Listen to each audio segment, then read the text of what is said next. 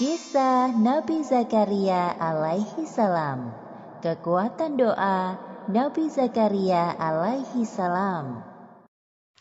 Kisah ini disebutkan beberapa kali dalam Al-Quran. Salah satunya dalam surat Maryam ayat 1 hingga 10. Diceritakan bahwa Nabi Zakaria dan istrinya telah lama menanti kehadiran seorang anak dalam pernikahan mereka. Sekian tahun berlalu, beliau berdoa dan belum dikabulkan oleh Allah. Meskipun begitu, Nabi Zakaria tidak berputus asa. Nabi Zakaria menikah dengan istrinya pada usia 30 tahun, sedangkan istrinya 20 tahun. Mereka berdua sangat mendambakan kehadiran seorang anak. Wahai istriku, semoga kita segera diberikan keturunan. Aku sangat mendambakan kehadiran seorang anak dalam kehidupan kita. Aku juga menginginkan hal yang sama, wahai suamiku. Kita harus berdoa dengan khusyuk agar Allah mengabulkan permintaan kita. Semoga Allah mengabulkan doa kita. Amin. Setiap hari, Nabi Zakaria dan istrinya selalu memohon kepada Allah agar diberikan keturunan.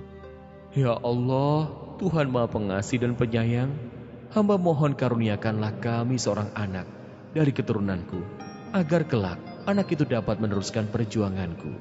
Sekian tahun menanti, belum ada tanda-tanda sang istri hamil. Ternyata istri Nabi Zakaria adalah seorang mandul, artinya tidak bisa memiliki anak. Aku tidak bisa memiliki seorang anak, wahai suamiku. Sekarang usiaku mulai menua.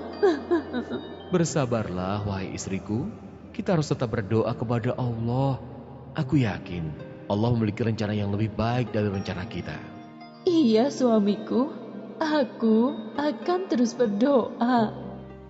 Meskipun doanya belum dikabulkan Allah, Nabi Zakaria tidak putus asa.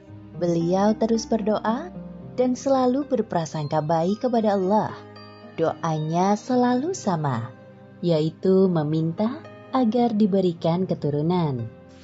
Tahun demi tahun berlalu sangat cepat. Nabi Zakaria dan istrinya menjalani kehidupan dengan penuh kesabaran dan keikhlasan.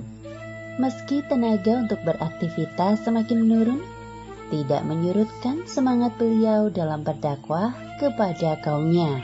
Seperti yang disebutkan dalam Al-Quran, surat Maryam ayat 4. Ia berkata, "Ya Tuhanku, sesungguhnya tulangku telah lemah, dan kepalaku telah dipenuhi uban, dan aku belum pernah kecewa dalam berdoa kepada Engkau, ya Tuhanku." Nabi Zakaria menguasai banyak bidang keilmuan. Maka dari itu, beliau sangat menginginkan seorang anak untuk mewarisi keilmuan yang dimilikinya. Seperti yang disebutkan dalam Al-Quran, surat Maryam ayat 5 hingga 6. Dan sesungguhnya aku khawatir terhadap mawaliku sepeninggalku, sedang istriku adalah seorang yang mandul. Maka anugerahilah aku dari sisi Engkau, seorang putra yang akan mewarisi aku. Nabi Zakaria adalah paman dari Maryam. Istri Nabi Zakaria dan Ibunda Maryam adalah kakak beradik. Ibunda Maryam bernama Hannah, sedangkan ayahnya bernama Imron.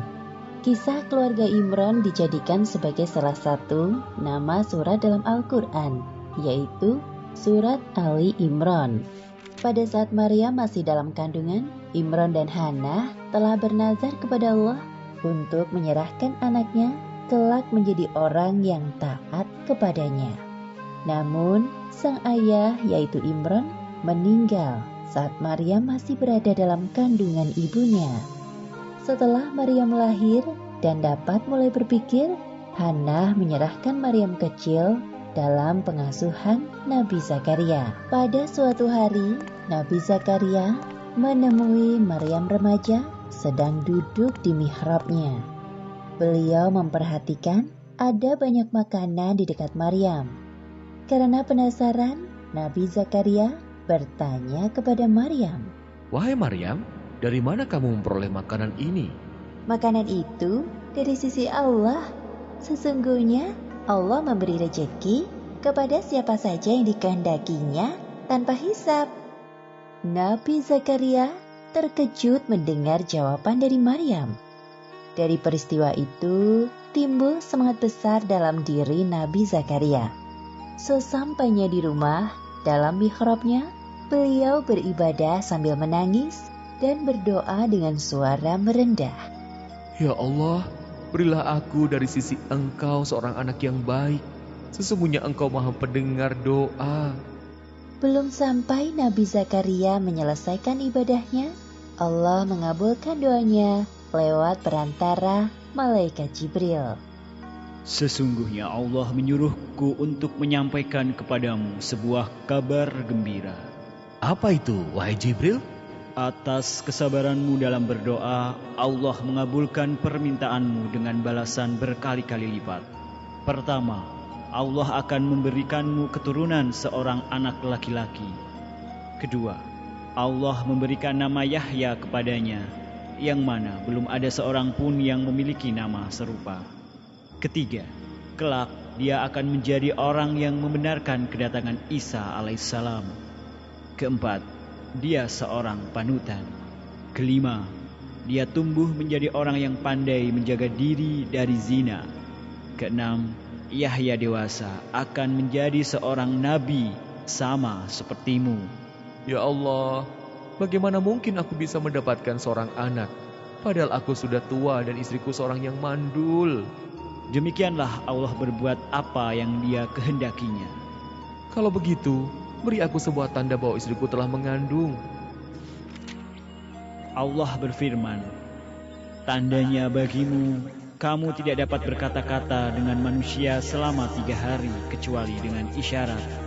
Dan sebutlah nama Tuhanmu sebanyak-banyaknya, serta bertasbihlah di waktu petang dan pagi hari. Alhamdulillah wa syukurillah. Segala puji bagi Allah atas segala karunia yang Engkau berikan kepadaku, ya Allah. Kemudian beliau segera mengabarkan kepada istrinya.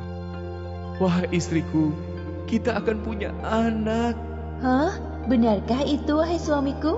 Aku akan mengandung seorang anak. Iya benar, seorang anak laki-laki bernama Yahya. Allah telah mengabulkan doa kita selama berpuluh-puluh tahun.